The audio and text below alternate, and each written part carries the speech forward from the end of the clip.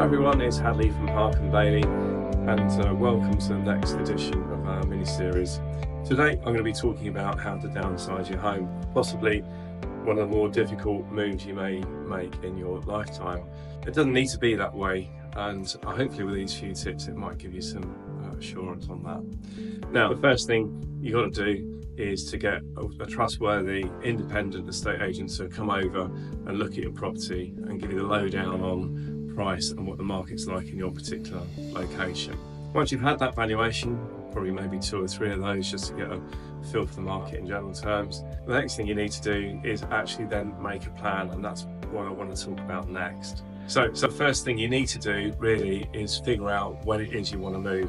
Downsizers are notoriously bad at planning when to actually make their move. They don't put a date in the diary, and 1 year rolls into 2 and into 3, and in my parents' case about 20. Do think about your time frame for moving and stick to that timeline. Even if it's a year ahead, it's in the diary, something to work towards. Next thing I recommend is decluttering. Your house may have loads and loads of storage that is absolutely full to the brim, having lived in the property a number of years. Lofts, garages, sheds full of tools.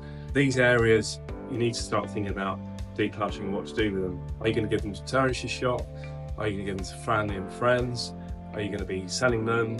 You know, make a plan and start that process. It takes far longer than you actually realise to do these things. Next on the agenda is actually figuring out what you're going to do next. Are you going to break the chain and go and rent somewhere? Plenty of pros and cons around that, and I'm happy to talk to you in person about that because it's a very individual need. And where you're going to go and move to. And it's this part of the puzzle for most people where they come unstuck. Are you going to stay local? Are you going to move out of area? What you really need to do is try and hone it down to 2 or 3 locations, and then you can work within that area. The one thing I'd recommend you don't do at this stage is actually start viewing anything. Just literally figure out whereabout in those areas you want to be. Use a tool like Rightmove, a portal that you can go on to, put in your search criteria. I recommend that you register on those portals because it will send you notifications every time something new is listed in those kind of areas. Be really flexible on what you're looking for. If you're looking for 4 bedrooms, for instance, pop in 3 or even 2 because you'll get more options, you'll see more availability of stock. Probably at this stage, no point in speaking to estate agents. They probably won't be able to help you too much until you're kind of ready to move and further down the line. And then the final thing really is to prepare yourselves emotionally. I know that sounds kind of strange, but it's true. We recently moved a lady that had been in the house 69 years. That's a long time. That's a lot of memories. Memories do go with you, so do hold on to that. You know when the right time for this kind of move actually is.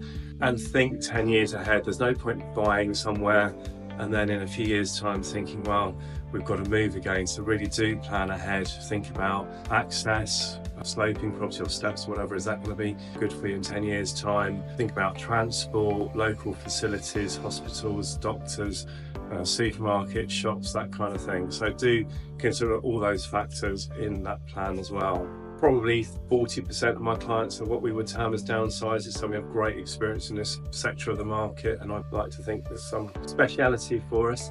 And if you are thinking about making this step, and I know it's a big one, then do give me a call on 02 08 763 8060 or drop me an email, hadley@parkandbailey.co.uk, and I'll gladly pop over to you. If you're not local, I'll find you a friendly estate agent who can help you, but I'm always open for a cup of tea and a chat, so do give me a call. Take care, bye now.